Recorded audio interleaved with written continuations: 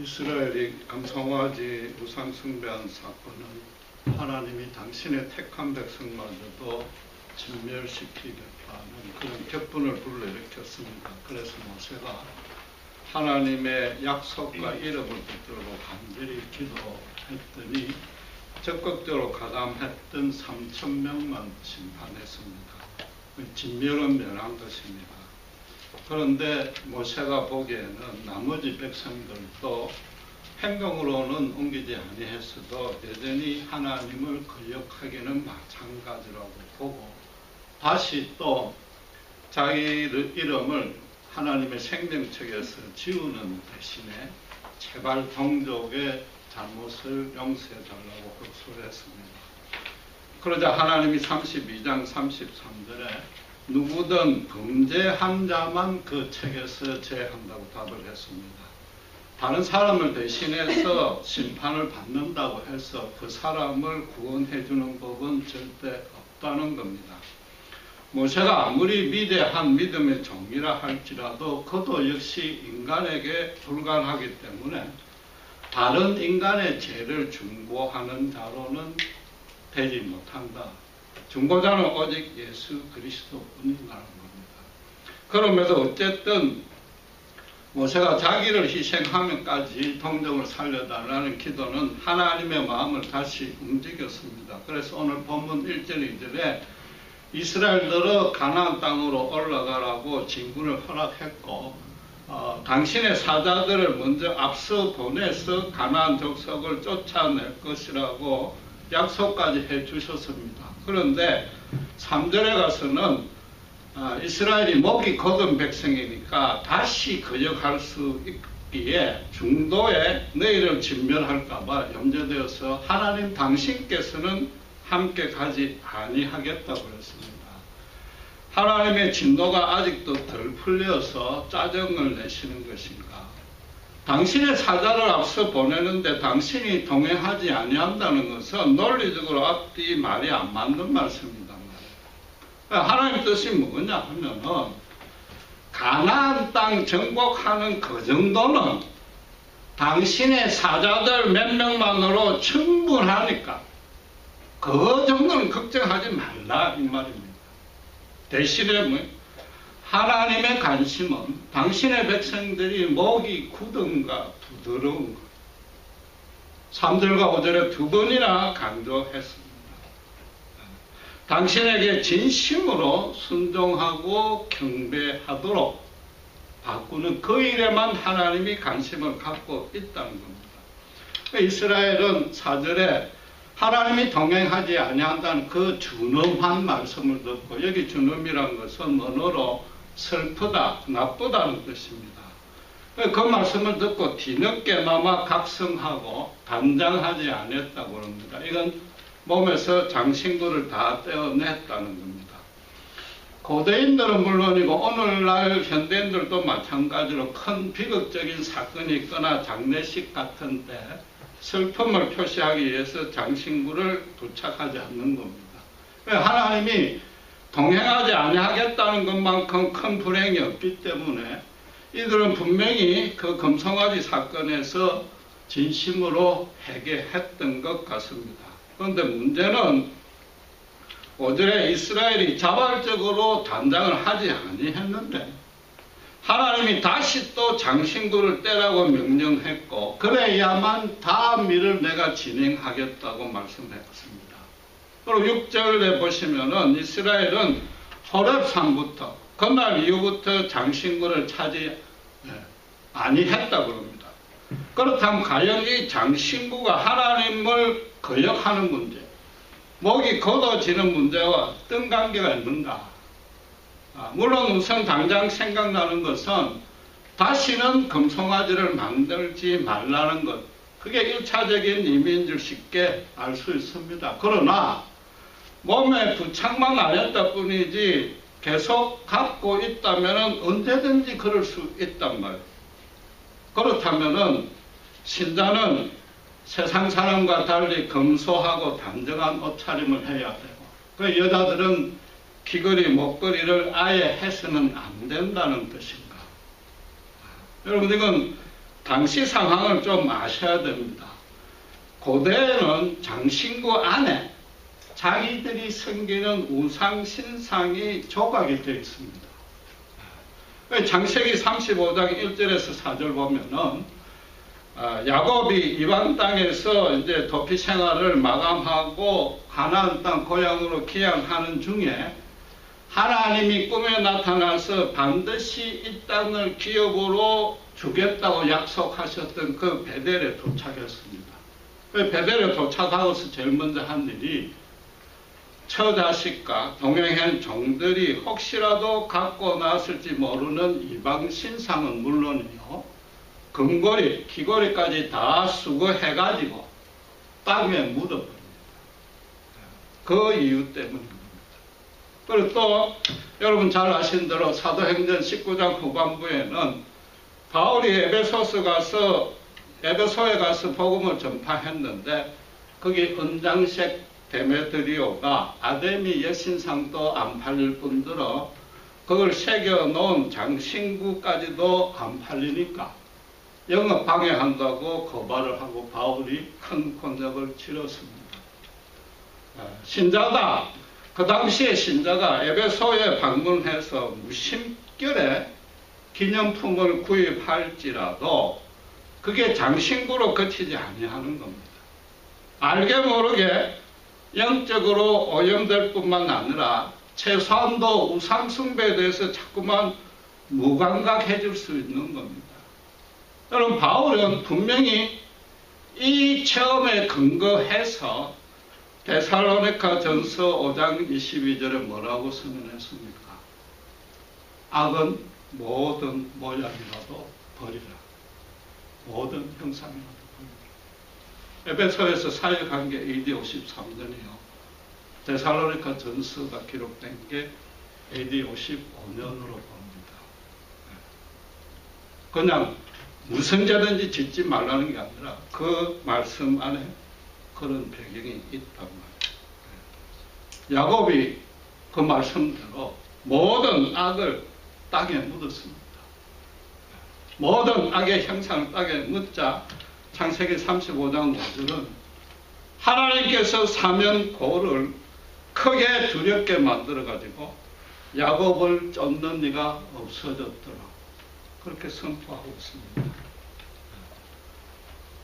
야곱이 예삼촌 라반에 있던 땅에서 갖고 온 겨우 그것 이제 다 없앴는데 하나님은 먼저 가셔서 야곱이 앞으로 맞닥뜨릴 모든 고을들에 그곳에 있는 모든 흑암의 세력을 하나님이 앞서가서 그걸 땅에 다 묻었단 말이에요.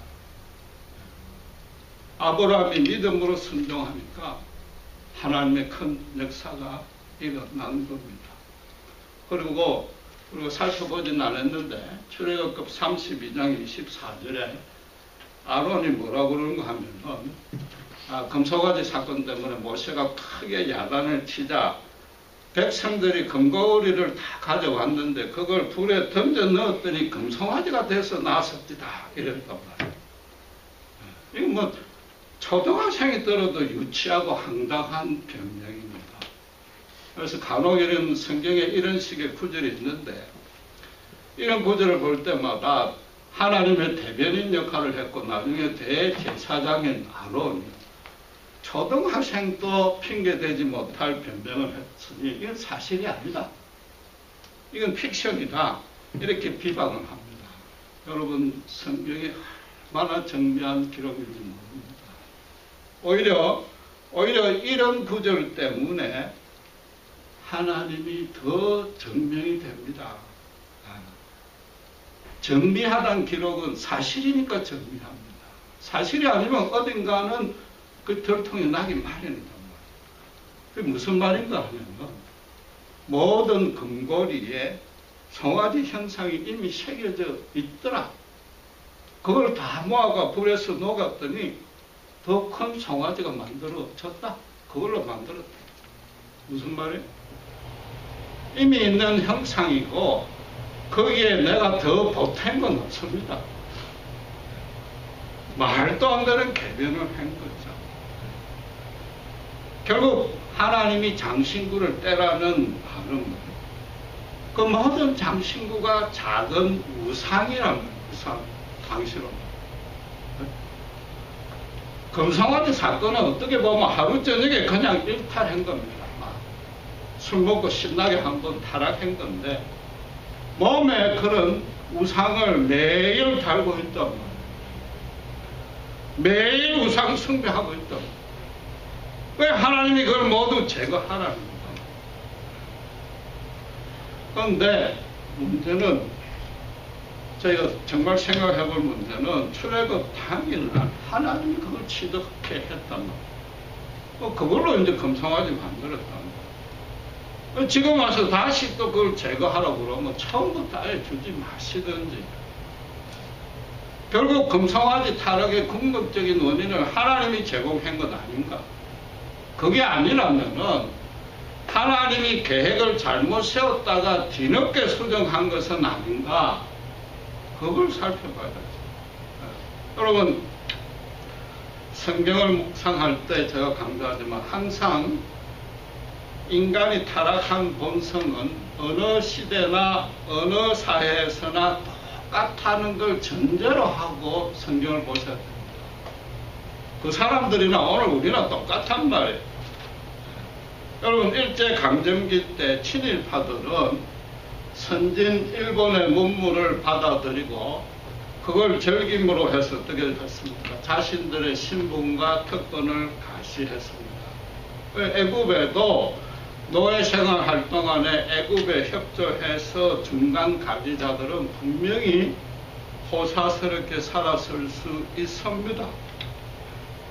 아론에게 금송아지를 만들자고 한 건 결국 그런 사람들이 분명히 먼저 제안했을 것이고, 심지어 그런 사람들이 이미 금송아지 신상이 새겨져 있는 금고리까지 갖고 있었을 수도 있는 겁니다.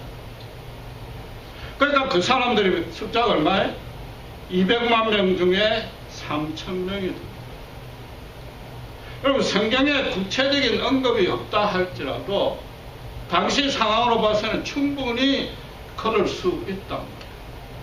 설령 그들이 금고리를 안 가지고 있고 출애굽 당일날 취득했다 할지라도 여호와를 따르는 백성이 우상을 가지고 자기를 치장하는 건 있을 수가 없는 겁니다. 하나님이 그걸 다 아시고 지금까지 그냥 묵인하고 있는데 금송아지를 만들어 놓고 직접 이제 뭐 술 먹고 춤추고 난리를 치니까 하나님이 뭐예요? 당장 다 떼요. 그리고 앞으로 절대 밟지 말라.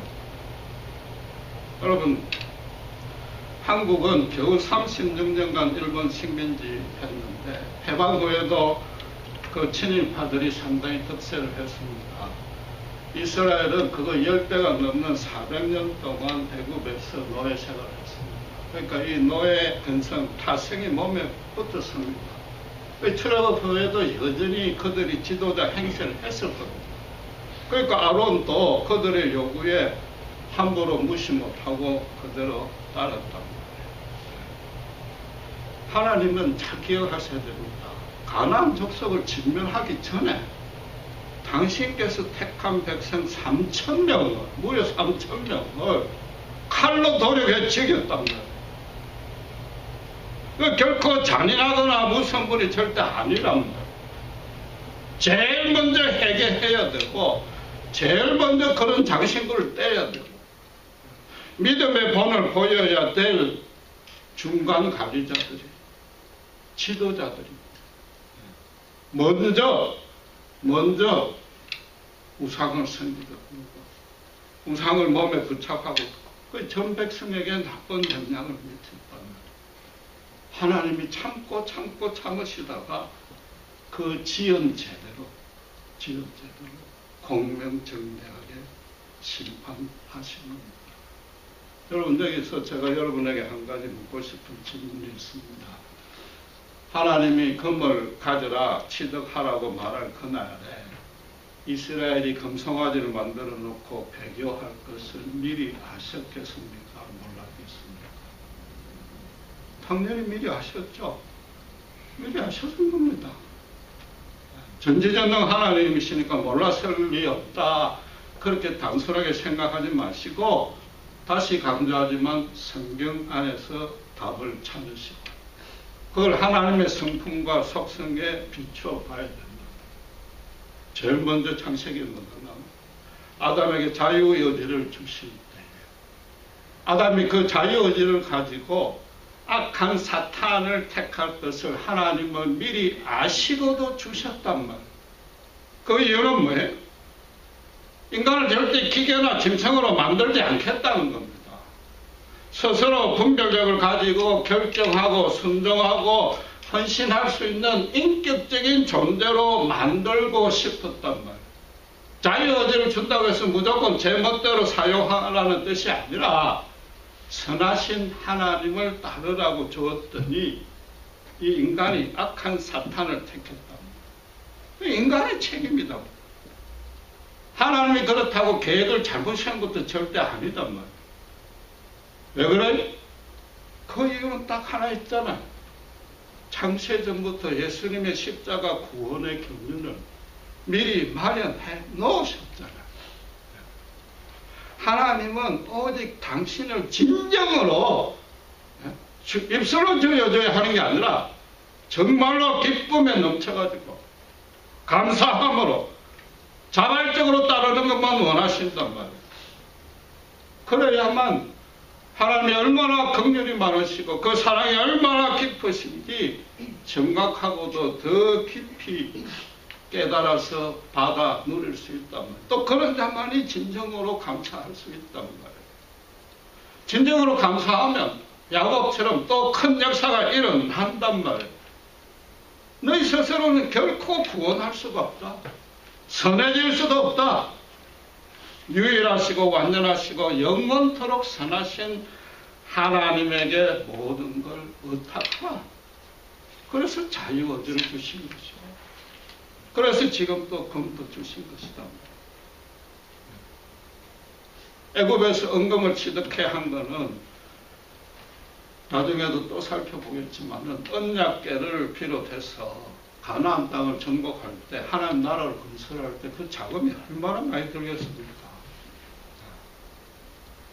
그거 하라고 준 겁니다. 그러니까 지금 장신구를 떼서 떼라고만 했지 야곱처럼 땅에 묻으라고 하지 아니했단 말이에요. 하나님의 계획과 뜻은 단 한 번도 선하지 아니한 때가 없는 겁니다. 에덴에서 아담이 악용한 것처럼 지금 이스라엘도 그 아담의 후손으로서 원죄하에 있기 때문에 금송아지 쪽으로 간 겁니다. 하나님은 또 금송아지로 배역할 걸 알고도 주셨단 말이에요. 그럼 그 후에 사후 대책이 없었다면 하나님의 직무유기가 되겠죠. 에덴 동산에서 십자가 예비가 되어 있었기 때문이고 지금 여기서도 이스라엘이 그걸 구원하실 하나님만의 방안이 분명히 있었단 말이에요. 여러분 알다시피 애굽에서 가나안에 가는 최단 거리는 그리고 가장 편하게 갈 수 있는 길은 지중해 연안의 해안길입니다. 그건 며칠 만에 가나안에 가는데 출애굽기 13장 17절에 이스라엘이 전쟁을 보고 두려워서 애굽으로 돌아갈까 염려해서 홍해 강약길로 우회시켰다고 그럽니다. 우선에 거기에 뭐가 있습니까? 애굽 국경수비대가 있습니다. 그러나 홍해에서 애굽의 최정예 전차군단도 모세의 호령 한마디로 수장시킨 하나님입니다. 그 애굽 국경수비대 그건 아무 문제도 아닙니다. 정작 문제는 따로 있는데 야곱이 기약할 때 그 사명 고울들로 하나님이 먼저 겁을 주었다시피 지금 똑같은 일을 하시는 겁니다. 지금 히브리인들이 애굽에서 모든 검은 보화를 다 갖고 나왔다는 게 이미 임금 마을에 소문이 다 난 겁니다. 이스라엘은 무장도 안 했고 전쟁 경험도 없고 부녀자, 어린이, 노약자 다 데리고 지금 도보로 행군하고 있으니까 아주 천천히 가고 있단 말이에요. 거의 이미 소문이 다 났단 말이에요. 그럼 이만큼 완전 거짓되니까 이방 족속에 먹잇감이 되는 게 없단 말이에요. 애굽이 어느 나라입니까? 세계 최강 아니에요. 그 중앙은행에 근거를 다 틀어가 나온 그런 셈인데, 그럼 그냥 뭐 자기 것이다, 그게. 그런데 해변길로 가면 당시에 철기 문명이 개발되어서 당시로서는 첨단 무기를 가지고 있는 브레셋이 딱 버티고 있다. 이스라엘을 거리로 데리고 가면은 그 모든 자들을 상대를 다 해야 돼. 가나안 땅에 들어가기 전에 이미 탈진을 하고, 그렇다고 해서 하나님이 일일이 그들 대적들을 기적적인 권능으로 죽일 수는 더 없단 말이에요. 다시 말씀드리지만 하나님은 당신께 복종케 하거나 믿음을 갖게 하는데 절대 강요하는 법이 없습니다. 하나님이 이스라엘을 제사장 나라로 세웠다는 자체가 뭐예요? 이방을 사랑한다는 뜻이잖아요. 이스라엘을 이 땅의 형통만 추구하는 그 이방 족속들 앞에 하늘의 생명책에 이름이 적힌 자답게, 정말 하나님을 사랑하는 자답게 서로 자기를 희생하고 모세가 기도한 것처럼 상대를 살리는 그런 아름다운 공동체를 갖고 나가는 모습을 그들 앞에 보여라. 그래서 그들도 그게 너무 좋아서 요 앞으로 돌아오게 하라. 그게 제사장 나라를 세운 뜻인데 어떻게 그걸 이방을 진멸할 수가 있느냐 말이에요. 하나님은 이방도 한 번도 힘으로도 아니요, 오직 사랑으로만 정복하기를 원하셨단 말이에요. 가나안 땅 정복할 때 모든 자를 진멸하라는 게 절대 하나님의 본심이 아니었단 말이에요. 오늘 본문에도 뭐라고요? 여호와의 사자가 그들을 진멸하는 게 아니고 뭐라고? 먼저 가서 다 쫓아낼 것이라고. 대신에 어떻게 했어요? 이스라엘을 그 석 같은 해변길을 가지 않냐고 강야로 이끌었단 말이에요. 이방을 죽이는 대신에. 그걸로 가면 이방들을 다 죽여야 될 거 아니에요. 홍해 많은 땅을 건너게 했어요. 정말로 진짜 먹을 것 하나 없는데 들어가면 꼼짝없이 죽을 수밖에 없는 그곳으로 이끌고 들어갔단 말이에요. 그 이스라엘은 400년 동안 애굽에서 노예 생활만 했으니까 강야가 어디 있는지도 모르고 그 강야가 얼마나 무서운지도 정말 모른단 말이에요. 그러니까 물이 없거나 먹을 거 없으니까 그 자리에서 그냥 곧장 하나님한테 불평할 수밖에 없어요. 이스라엘로서는. 하나님도 그 사정을 다 아니까 일일이 벌을 안 주고 야단 안 치고 다 들어주셨단 말이에요. 그러나 다른 민족들은 어떻습니까? 아무리 그 보물이 탐나도 들어가면 죽는데, 돈보다 자기 생명이 먼저인데, 그걸 아니까 일찌감치 축익을 포기했단 말이에요. 그 중에 끝까지 미래를 못 버린 족속이 누구예요? 우리 이미 배운 대로 아말렉 족속. 아말렉 족속이 이스라엘이 강야 들어가기 직전에 덤볐다가 어떻게 됐어요?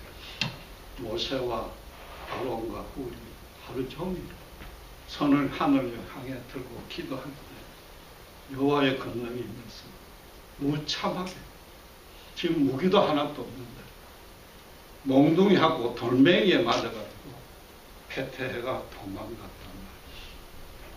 그럼 결국 하나님이 금송아지를 만들 걸 아시고도 검을 준 것은 아담에게 자유의지를 준 것과 똑같이 당신에 대한 믿음을 테스트하려고 주셨단 말이에요. 그리고 그 믿음을 지킬 수 있는 것, 그 믿음이 뭔지 정답까지 이미 다 가르쳐 주셨어요. 어떻게? 먹고 마실 것 단 하나 없는 강야에서 그 검은 보화가 무슨 의미가 있느냐? 나중에 무거운 짐밖에 더 되지 않느냐?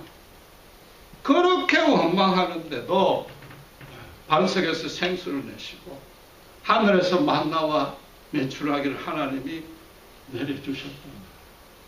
내 생명을 주관하는 자가 과연 누구냐? 돈이냐?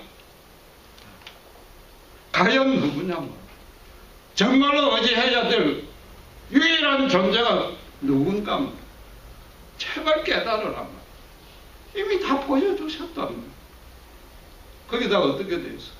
정말로 죽음의 땅 문자 그대로 데스밸리로 이끌었는데 그건 무슨 뜻이? 이스라엘을 보호할 뿐만 아니라 나중에 신정국가를 세울 자금 금은보화도 지키기 위한 것이다. 이스라엘과 하나님 둘 다 승리할 수 있는 완벽한 계획인데다가 더 중요한 것은 이방인들을 살려주는 거죠. 이방인들을 안 죽이기 위해서 그쪽에 갔단 말이에요. 하나님 안에 정말 놀라운 섭리입니다. 하나님의 은혜가 그런 겁니다. 그래서 특히 제사장날의 성령이 무엇인지 그게 얼마나 소중한 것인지 그걸 어떻게 수행할 수 있는지를 강좌를 통해서 지금 가르치고 있다. 이미 정답을 다 봤는데도 결국 이 이스라엘 백성은 믿음의 시험에 실패했습니다. 그것도 피 뿌리고 죽기까지 지키겠다고 맹세한 지 겨우 40일 만에 너무 쉽게 실패했습니다. 그들이 실패한 이유가 뭐겠습니까? 애국으로 과연 돌아가고 싶었을까? 그건 아니라고 봅니다. 돌아가면 당장 큰 벌을 줄 거 아니에요? 아무리 금은보화 다시 돌려준다 해도 또다시 노예 생활로 덮들 것이고 아무리 인간 본성이 놀고 먹는 걸 좋아한다 해도 그래도 자기 민족의 자존심이 있지 돌아가지는 아니했을 거다. 그런 마음으로 그런 건 아니다. 그럼 성경 안에 또 답이 있단 말이에요. 금송아지 만들 때 뭐라고 그랬어요? 우리를 인도해낸 모세는 어떻게 되는지 모르겠다고 그랬어요. 모세가 눈에 안 보인다고 그래요. 여호와 하나님 처음부터 끝까지 콧배기도 안 보이더라. 그건 뭐예요? 우리를 인도해낸 우리 뜻대로 마음대로 둘이 먹을 수 있는 신을 우리가 만들어서 이왕이면 좀 하려하고 풍요하고 다산을 생산을 보장해주고 그러려면 힘이 센 신이 필요하니까 그런 형상을 만들어 가지고 우리 곁에 모셔놓자. 항상 힘들 때마다 불안할 때마다 그 신 보고 우리끼리 위로 좀 얻자. 또 그래서 그 신상한테 가려면 또 가야 되니까 어떻게 장신구에도 그걸 새겨가지고 아예 몸에 달자. 오늘날 똑같은 형태가 벌어지잖아요. 불신자들이 부적을 지니잖아요. 부적을 지니다. 인생에서 전혀 예상도 못하고 자기도 통제도 못하는 큰 불행이 닥치는 걸 자기들도 아는 겁니다. 그러니까 어떻게 하든지 액땜만 막 하자. 내 계획대로 뜻대로 인생이 안 되더라고요. 가시적인 어떤 뭔가 자기를 위로해 줄 수 있는 형상을 하나 몸에 지녀야 되겠어. 그러니까 이왕이면 글자가 복잡하고 뜻도 모르게끔 적어놔야 더 신명해 보이잖아. 그걸 또 돈을 주고 사. 100만 원, 1000만 원 주고. 그 인간이 만든 신이고 인간이 만든 형상인데 그게 무슨 능력이 있습니까? 그렇잖아요. 우리가 우리를 스스로 생각해도 불완전하고 연약하고 죄에 찌들어 있는데 타락해서 스스로 구원할 수 없는데 그걸 만들어 놓고 그걸 구원자라고 하고 거기서 위로를 받는다. 전혀 능력이 없는 거죠. 지금 하나님이 금송아지를 주고 금을 주었을 때 송아지를 만들 걸 배역할 걸 분명히 아시고도 믿음의 시험을 하기 위해서 준 게 그걸 가지고 우상으로 만들 것이냐 안 만들 것이냐 그런 단순한 얘기가 아니란 말이에요. 눈에 보이지 아니하는 하나님을 따를 것인가? 눈에 보이는 것, 그 여건과 환경 때문에 불안해서 가시적인 것, 이왕이면 화려하고 풍부하고 사치스러운 것, 힘세 보이는 것, 사람의 눈치를 보며 그걸 따를 것이냐? 그 둘 중에 하나를 지금 시험했단 말이에요. 그 시험을 이길 방안도 하나님 다 주셨잖아요. 출애굽 이후부터 지금까지 하나님 당신이 어떤 분인지 보여주셨고, 배교하기 직전에 어떻게 십계명을 주셨다. 배교하기 직전에. 다른 신은 없다. 특별히 뭐라고? 보이는 형상을 만들어서 절대로 섬기지 말라. 하나님 당신이 안 보이니까. 당신이 역사하시는 모습도 눈에 보이는 것과는 다르다. 이 뜻이에요. 눈에 보이는 대로 이게 하나님의 뜻이요 계획일 거라고 절대 섣불리 생각하고 착각하지 말랍니다. 외국은 출애굽 이후부터 지금까지 그저 불평했다. 그러나 하나님은 이스라엘이 가진 검은 보석과 이방 족속마저도 보호하신 완벽한 게. 우리 눈에는 괴롭고 억울하고 도무지 이해도 안 되고 감당하기 너무 벅찬 그런 고난 가운데 정작 하나님의 더 엄청나고 오묘하고 정미하며 풍성한 은혜와 사랑이 들어가 있습니다. 들어가면 반드시 죽어야 될 그런 강야에서도 하나님은 단 한 번도 이스라엘 백성을 허기지게도 안 했고 목마르하게도 안 했으며 그 길만이 그들을 보호할 수 있는 최적의 길이었다. 인간의 눈에 보이는 환경으로는 인간이 판단한 정답은 죽음입니다. 하나님이 보시는 눈에 안 보이는 것들로 하나님이 계획하시고 하나님이 이끄셨기에 하나님의 정답은 뭐예요? 오직 생명뿐이다. 완전하신 하나님을 완전히 믿고 모든 걸 완전히 맡기라는 것이다. 그런데도 이 이방은 물론요, 이스라엘 백성이 장신구를 부적처럼 붙이고 그 자체도 따져보면 스스로 그게 얼마나 연약하고 불완전한 존재라는 것을 자기들 스스로 증명하는 셈입니다. 불신자들도 불쌍한 겁니다. 정말로 참 평안과 기쁨을 찾으려고 몸부림치는 겁니다. 그런데도 뭐가 문제입니까? 목이 고달하고 어리석어가지고 인간을 창조하신 그분 말고는 인간을 구원할 수도 없고 절대 선하게도 할 수도 없고 심지어 평강도 줄 수 없다는 그 사실은 죽어도 인정을 안 한다. 왜 사탄이 종이 되고 그게 문제라는 거예요. 그걸 이길 수 있는 길은 뭐예요? 십계명, 첫 계명을 철저히 지키는 것밖에 없습니다. 하나님 한 분이신 그분이 십자가에서 우리가 생각해도 이처럼 연약하고 제 말은 내 대신 죽으신 사랑에는 어떤 것도 소망이 없다. 여러분, 신자들 가운데 간혹 제 집사람도 그런데 건물로 된 십자가 목걸이를 걸고 있습니다. 그런데 그게 혹시라도 드라큘라 같은 악령을 물리칠 것이라고 기대하면 그 순진한 뜻은 이해가 할 수 있습니다. 우리가 연약한 일종의 몸부림입니다. 그러나 엄격히 말하면은 불신자가 부적을 갖고 다니는 것과 똑같은 일입니다.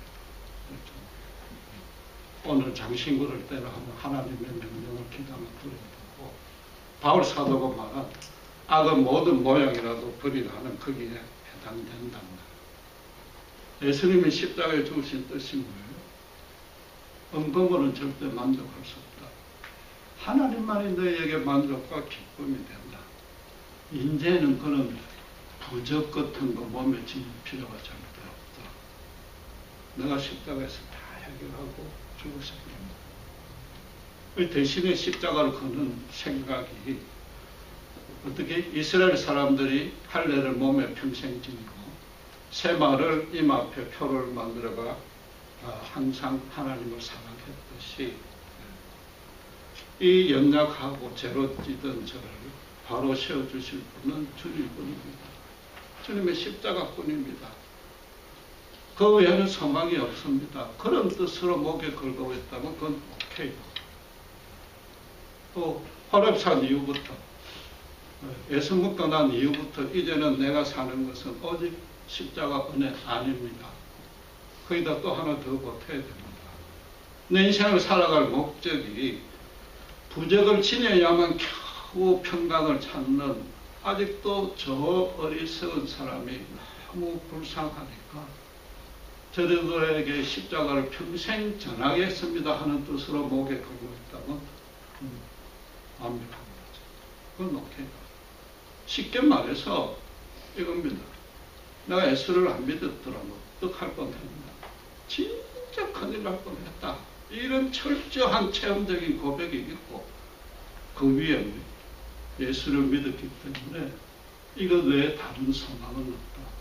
하나님께 또 따로 요구할 것은 없다. 그 고백으로 매일 살는 겁니다.